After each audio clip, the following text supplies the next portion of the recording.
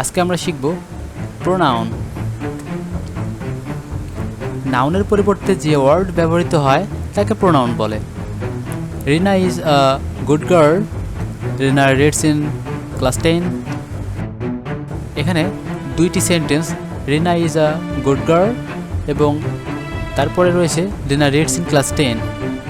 তো আমরা রিনা শব্দটি একটি নাউন, বারবার নাউনের রিপিটেশনকে অ্যাভয়েড করার জন্য আমরা রিনার পরিবর্তে, যেহেতু রিনা একটি মেয়ে তাই তার পরিবর্তে আমরা শি ইউজ করব। রিনা ইজ এ গুড গার্ল। আবার পরবর্তীতে রিনা ব্যবহার না করে শি রিডস ইন ক্লাস 10।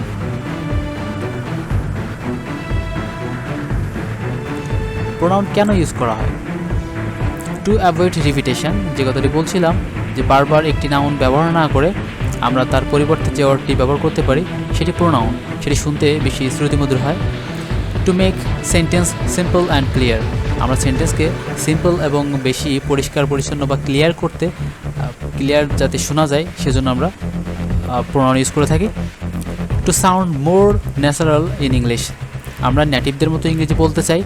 তো নেটিভদের মতো ইংরেজি বলার জন্য আমরা যদি একটা ওয়ার্ড বারবার ব্যবহার করি সেক্ষেত্রে খুবই ভালো শোনায় না। এই জন্য আমরা একটা ওয়ার্ডকে বারবার ব্যবহার না করে সে ওয়ার্ডের প্রোনাউনটাও ইউজ করব।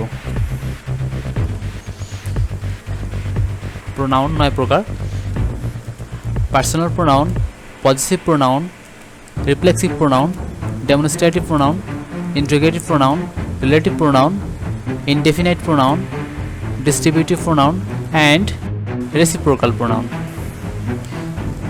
চলো এখন পার্সোনাল প্রোনাউনের ডেফিনেশনটা দেখে নেওয়া যাক। এই প্রোনাউন কোনো পার্সন বা ব্যক্তির পরিবর্তে বসে, অর্থাৎ যে প্রোনাউন কোনো পার্সন, সরাসরি কোনো পার্সন বা ব্যক্তি এর পরিবর্তে বসে তাকে আমরা পার্সোনাল প্রোনাউন বলি। যেমন I, we, you, he, she etcetera. আমার একটি নাম রয়েছে, তো আমার নামের পরিবর্তে যখন এটি ব্যবহার করব তখন আমার নাম সরাসরি ব্যবহার না করে এখানে আই ব্যবহার করব। আমরা কয়েকজন বন্ধু হতে পারি, সেখানে আমাদের বন্ধুদের প্রত্যেকের আলাদা আলাদা নাম রয়েছে।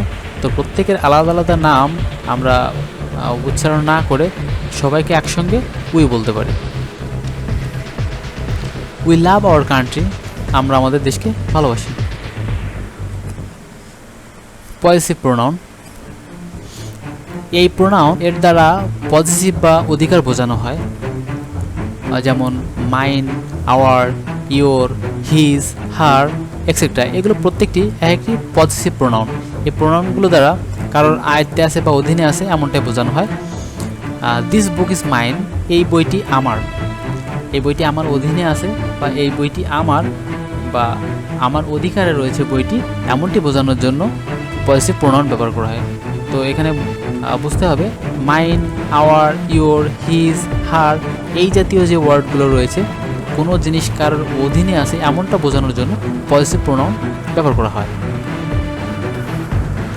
রিফ্লেক্সিভ প্রোনাউন, এই প্রোনাউন সেলফ বা সেলফস যোগে গঠিত হয় এবং কর্তা ও কর্ম একই ব্যক্তিকে বোঝায়। যেমন my self, our self, your self, himself, herself etcetera. Sentence: I hurt my self, আমি আমার নিজেকে ব্যথা দিয়েছি। আই হার্ট মাই সেলফ, এখানে আমি নিজেকেই ব্যথা দিয়েছি, অর্থাৎ সাবজেক্ট এবং অবজেক্ট একই কাজ করেছে।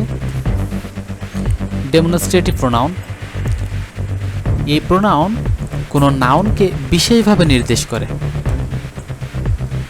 দিস, দ্যাট, দিস, দোজ, ইট এগুলো ডেমনস্ট্রেটিভ প্রোনাউন। অর্থাৎ যদি একটি বই টেবিলের উপর থাকে আমরা বলতে পারি দ্যাট ইজ মাই বুক, সেই বইটিকে নির্দিষ্ট করে বা বিশেষভাবে নির্দেশ করে। দিস ইজ মাই বুক, এটি আমার বই। ইন্টিগ্রেটিভ প্রোনাউন, এই প্রোনাউন প্রশ্ন করার জন্য ব্যবহৃত হয়, এগুলি বাক্যের প্রথমে বসে। What, whom, where, whose etcetera এগুলো interrogative pronoun. What is your name? Relative pronoun, এই প্রোনাউন দুটি বাক্যের মধ্যে রিলেশন বা সম্বন্ধ বুঝিয়ে দেয়, এগুলি বাক্যের মাঝে বসে। অর্থাৎ রিলেটিভ প্রোনাউনটি বাক্যের মাঝে বসে দুইটা পার্টকে যুক্ত করে বা রিলেশন বুঝিয়ে দেয় সেন্টেন্সের মাঝে। Example what, whom, where, who's.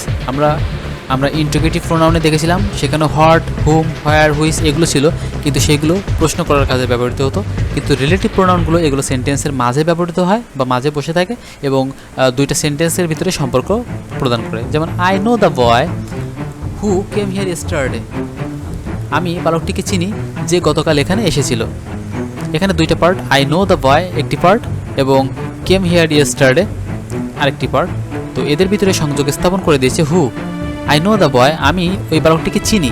Who came here yesterday, যে এখানে গতকাল এসেছিল।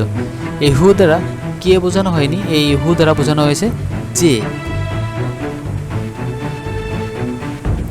ইনডেফিনাইট প্রোনাউন, এরকম প্রোনাউন কোনো অনির্দিষ্ট ব্যক্তি বা বস্তুকে বোঝায়। এনি, ওয়ান, সাম, ওয়াল, এনিওয়ান, সামন। তার মানে এখানে নির্দিষ্ট করে কোনো কাউকে বোঝানো হয় না। যখন অনির্দিষ্ট কোনো ব্যক্তি বা বস্তু বা একাধিক কোনো অবজেক্ট থাকে, তাদেরকে অনির্দিষ্টভাবে বোঝানোর জন্য আমরা ইনডেফিনাইট প্রোনাউনটি ইউজ করে থাকি। One should do one's duty, একজনের তার নিজের কাজ করা উচিত বা নিজের ডিউটি পালন করা উচিত।